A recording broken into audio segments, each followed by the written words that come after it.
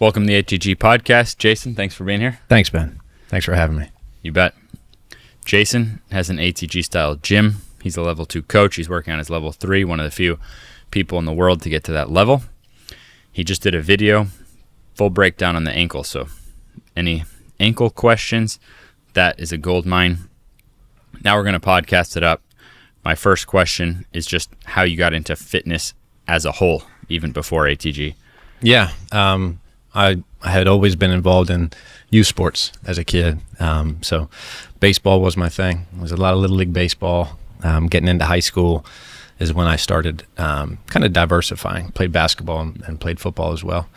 Nice. And then just kind of carried that through my adult life, playing in the rec flag football leagues, things like that. Sweet. When did you start working out? How did you get into working out? So it was probably back in 2011. I was fortunate enough to get an internship with a company in Newark, Delaware, called Titus Sports Academy, and that's kind of where got my start there, and trained there for probably 3 or 4 years, and then some off and on after that. So yeah, coming up on almost 15 years, I guess. Awesome. So how'd you stumble into ATG and get to this point? Yeah, actually, I believe it was a buddy of mine, Steve, who sent me a clip of your podcast on the Rogan show. Oh, yeah, and he's like, and we work out together, and he knows, how into fitness we are together, and so he's like, man, you got to check this guy out. So, so I would say it was probably you on the Rogan show via my buddy Steve. Nice.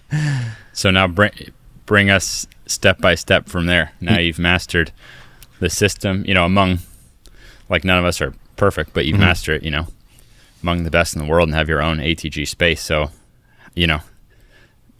bring us through those steps. Yeah. Well, I'll tell you that fundamentally for me, I've always believed, and I don't have a specific reason, but I just always believed in full range of motion training.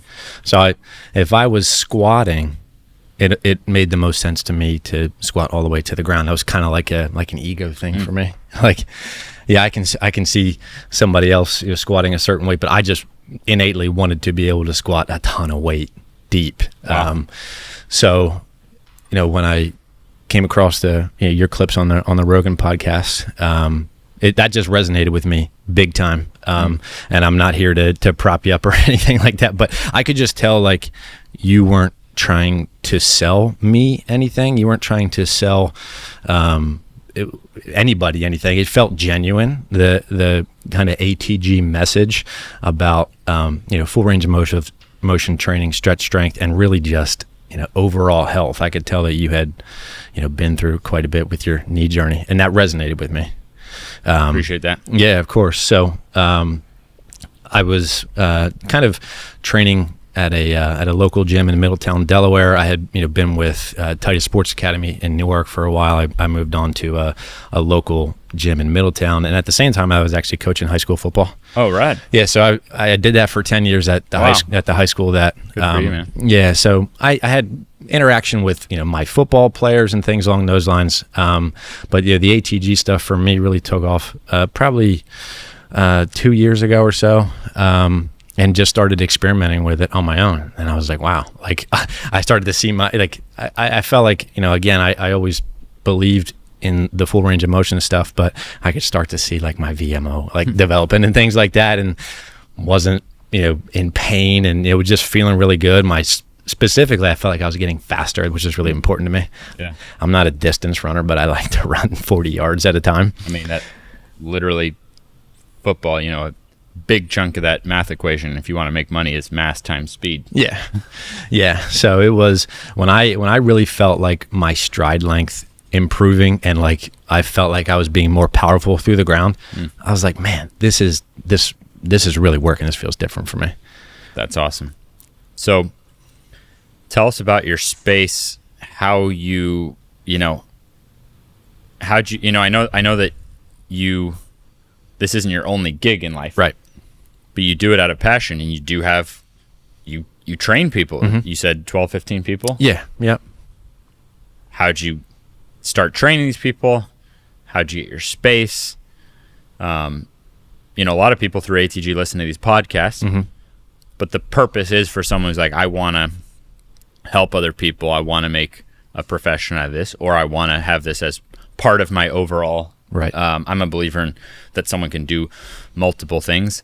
So like, walk us through that, how you got these clients, how you looked, for space, all this kind of stuff. Yeah. So I started picking up clients of my own when I was working as a trainer in Middletown. And it was honestly mainly people that I already knew in that gym, that their sons were playing high school baseball or something along those lines, and they started asking questions. And so I was just able to kind of win their trust over. And so that's where a lot of my training, my clients initially started, was just people that I kind of already had some semblance of a relationship with, because I was in that space with them already. So I'm a real estate agent too. And so that comes into play because the current space that I'm in actually was my old real estate office. So that's awesome. Yeah. So I switched offices, I don't know, a year and a half ago or so. And when that company, so the company that I left remained there for maybe another 6 months or so, and then they moved on to a different space. And it's a small community where I am in Chesapeake City, and I happen to know the landlord. So I reached out to him and I said, hey, I've been in that space before, and he's just a great guy to work with. And it was almost happenstance. I just kind of felt like that was it was a scary thing for me, because I didn't want to lease a space and just fall on my face. But being a real estate agent, that was less of a fear. But still, I didn't like the thought of like failing in front of the public. I guess people that I know, that oh, Jason leased this space and now it's vacant, Yeah. But something was just pulling me toward it. So I honestly just kind of on a whim made the ask and just said, I'm going to make this work. Wow. Good for you. Yeah. I mean, there's certain things in our life are going to be scary. Yeah. Opening a gym can be scary. However, it's like, if you're setting out with a purpose to help people, to uplift your community, I feel like at some point something feels like it's a duty to do. Yeah, that's a great point. And I think in some of the high school athletes that I train, I see where I was in high school. And not that I didn't have great guidance and things. I just think that like the fitness industry has come so far that I saw an avenue to help that person in a way that I didn't necessarily have, because I just didn't have the knowledge, and I wasn't in a spot to gain that knowledge. So I felt like it was my duty to at least entertain the conversations with the parents of my now athletes, that hey, I think I can help with that. Yeah. And so that was huge for me. I mean, it's amazing, and it's amazing that you did it. And yeah, it seems like at some point it felt like a duty to do that.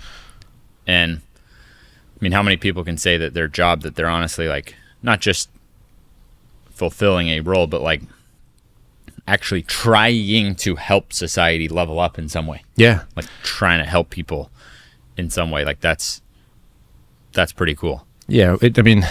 I'm fortunate enough that my, most of my family has kind of jumped on as well. Like I freaking amazing. Yeah. It's just being able to help the people that not only are closest to you, but, that are in the community, and just kind of like we were talking earlier, this exists, and I hope I can be of assistance if you have a desire, to be more healthy, to especially, be able to, get into a full range of motion. For me, that's like the biggest thing, when I can help somebody get into like a crouched position that they haven't been able to get into for a while.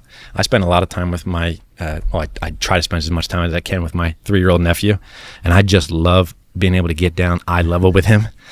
And I have a golden retriever, same thing. I spend so much time just all the way at the bottom, like eye level with someone. And that feels so good to me. And I know that I can help other people get there too. That's awesome. Yeah. My parents can like get down like that. Mm-hmm. There's no doubt I mean, if you just look at sheer longevity, you got less chance of ending up in a home if you can deep squat. Yeah.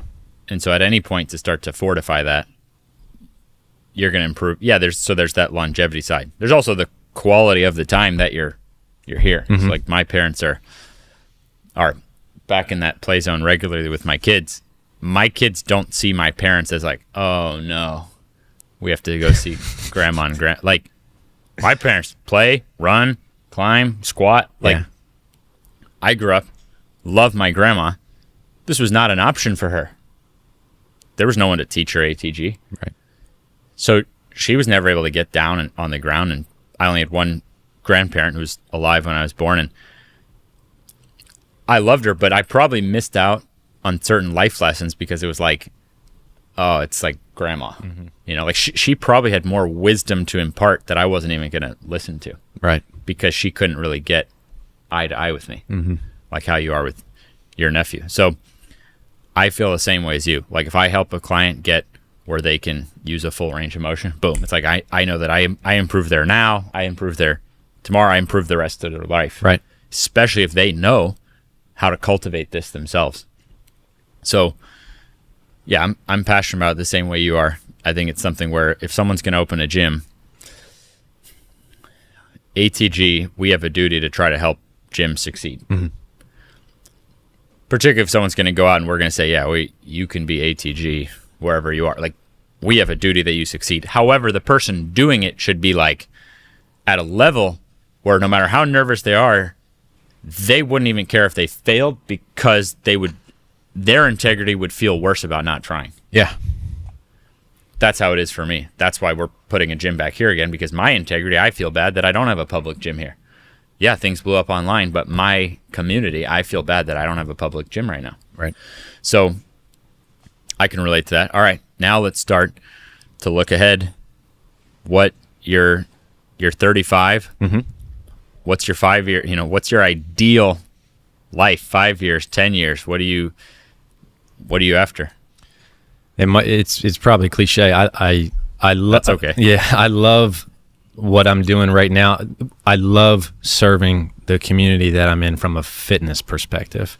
Amazing. And the real estate and the fitness, even back when I was a football coach, just seemed to work really well together. Flexible schedules, that was huge for me. So just continuing to, I do my best to make all of my fitness clients is mainly a word of mouth thing. And I feel like that has more legs.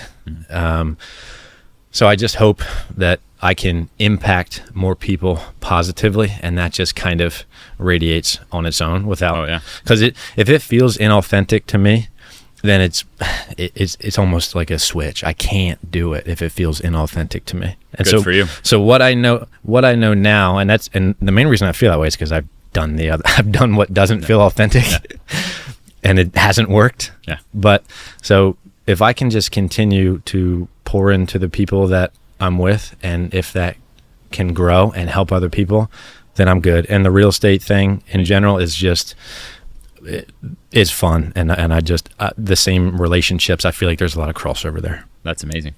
Do you want to stay leasing, or do you eventually want to have your own gym, or what do you think? Honestly, I haven't given that too much thought. I do like, because I'm an agent, I know the value of owning versus leasing. So there's not a whole lot of commercial real estate where I live. I mean, this is a little retail center with 5 suites, and it's probably, one of very few like in the locale. And my area is very important to me. So like I wouldn't go buy something in probably 10 miles in either direction. Oh yeah. Just because it wouldn't mean as much to me. Totally makes sense. That's amazing. I love that. All right. So we've kind of gone over the journey there.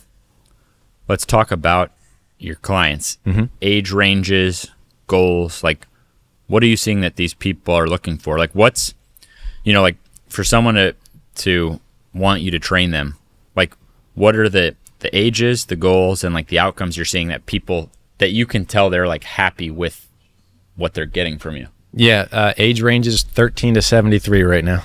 Nice. Yeah, it's awesome. Like this is life changing, it's bro. the 13 full to spectrum. 73. Yeah, I think I've got. I was thinking the other day. I think I've got somebody in almost every decade, which Hell yeah. which is awesome. You know, it could be a really viral. I love stuff that's viral, but that's educational and with integrity, and it's very hard to pull those together. Yeah. Especially all three. You could do you could have an exercise, let's say, and you could get a clip of the kid in his teens, 20s, 30s, 40s, 50s, 60s, 70s, and that could be, and you could have it on screen on Instagram, teens, 13, 13, 24, 37. You could, that could be pretty cool. Yeah, and that's I would repost that in a heartbeat, because we see that. That's what I saw every day. Mm-hmm. I can't wait to get back to more of that organic content. For those who are not familiar, our space here, we are not allowed to train people because we're actually next to a gym. This is just a place we could rent. Right. And we were like, we weren't planning to make a gym. So now we're like, shoot, we don't have a gym. That was priceless. You should make a post like that if the people are cool with it. I'll definitely repost that. And as far as like how I'm getting, why they're coming to me, there's typically some sort of injury, weak link, I guess is probably the best way to phrase it. I have a lot of baseball athletes, and I was a baseball player. Yeah. A lot of shoulder stuff. Toughest sport, in my opinion. Yeah. Because you want to be fast. You want to be able to be agile. You got to have power. Rotation. You got to rotate. You're rotating usually to one side at a time. I mean, you have like all the components. Like basketball, how many... who's the most famous basketball player you've heard of who gave up their career because of their shoulder or their elbow? But in baseball, you could still have an ankle or a knee problem. Mm-hmm. Tell me about those guys. Yes. So the shoulder stuff is usually. I'm almost exclusively honing in on the external rotation. I mean, obviously we do a lot more than that, but that is like the number one exercise that I program for my baseball athletes because they do so much. I mean, it's the same concept as, forward running versus no backward. Yeah. It's the push and no pull really. But I've seen that in basketball players too. And I think it's, from, the penultimate and the swing and probably not training those ranges ideally. Yeah.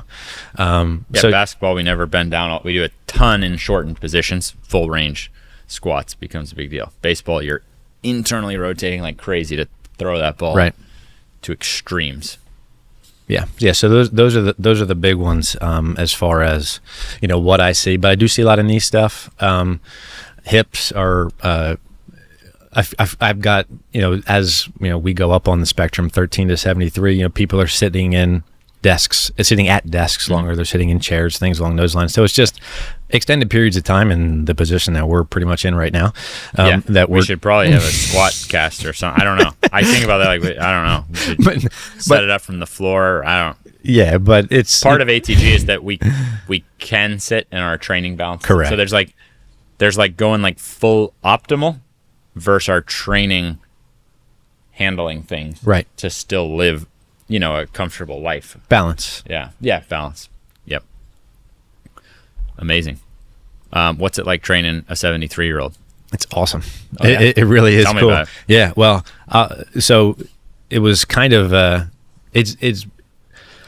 I trained 2 73-year-old women, and they are awesome. And it is very eye-opening to me after training someone who's 13, 18, that I really need to be mindful of just making sure that there's assistance everywhere, to control down, just things that I have taken for granted over time because I've been working with younger athletes that I'm not worried about X, Y, and Z being in the middle of the floor.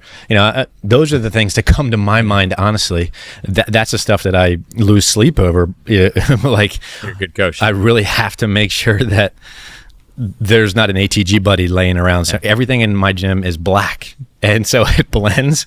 And I want to make sure that there's not something that somebody can trip over or whatnot. But I have found, to my surprise, that I have had very little difficulty getting those clients into a deep split squat. Wow. A deep squat. I mean, it's assisted, but may only be 73-year-olds. Yeah, it may only be for the time being. I mean, it's amazing. That's awesome. Yeah, and that's powerful stuff. Yeah, and for me personally, it's really important that the people that I'm training, I can connect with. I'm not going to turn away a client, but like if I'm training with somebody, it's because there's a relationship there, there's a connection, and like the training stuff is super, super important, and it's why they're there. But ultimately, it feels like it becomes secondary because there's just this layer of trust that kind of lays over top of that. So that's my number one goal with everyone, whether it's 13 or 73 or somewhere in between. Amazing. Love that. All right. Tons of really great insights in this podcast format compared to what people are going to get just from scrolling social media and seeing top 10 exercises. Any last stuff you want to say? Because we try to keep these. My guess is we're still nicely under that window where a coach could go to the gym, get a workout in, get this podcast in. So anything else on your mind that you want to cover? I just think for me personally, it's important that I, as a coach, don't ever get to a position where I think I know everything. And so that's kind of another place that I try to rest. And like we had a conversation like not long after I was here where I was basically like, hey, this is where I'm super, super weak.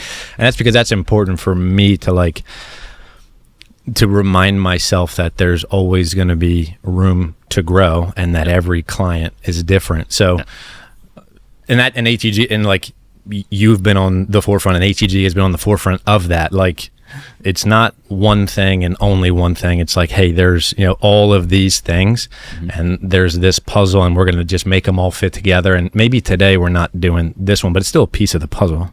You know what I mean? So it's being, that coach who's always trying to continue to learn. And that's a testament to ATG 100%. I can see that. Yeah. Even for me, it's like, we're all trying to find what are these common denominators, but first things I'm telling you, like I'm exploring different strategies and like I'm still trying to work toward goals and see I'm trying to have over a 40-inch vertical at 40. I don't know what's going to work there. I've got principles I can work off and I'm exploring different strategies and testing it. Like I think it's part of it is as a coach is whether you are perfect or not, still having your mind open to any ways you can improve for your clients. Yeah.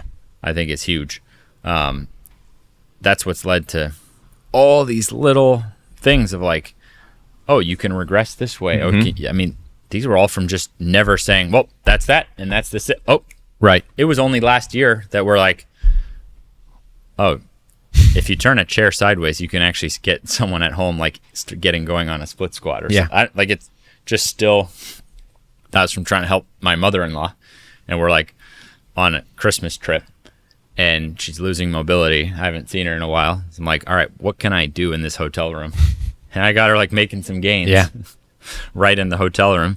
So yeah, I think it's a great way to finish it is like, if you've got that common denominator, like Jason and I have, like so many other coaches have, where your integrity says you have to like give it a shot and try to help people, then I think I think that's the fundamental thing that it takes to become an amazing coach. And that's what brought me to ATG for sure. Just that's not something that like, I feel like you have to, that's a feeling. You have to feel that. Somebody gives that to you, not explicitly, but you feel that from someone or something. And that's, that I'm continuing to go in that direction because I'm affiliated in some fashion with ATG.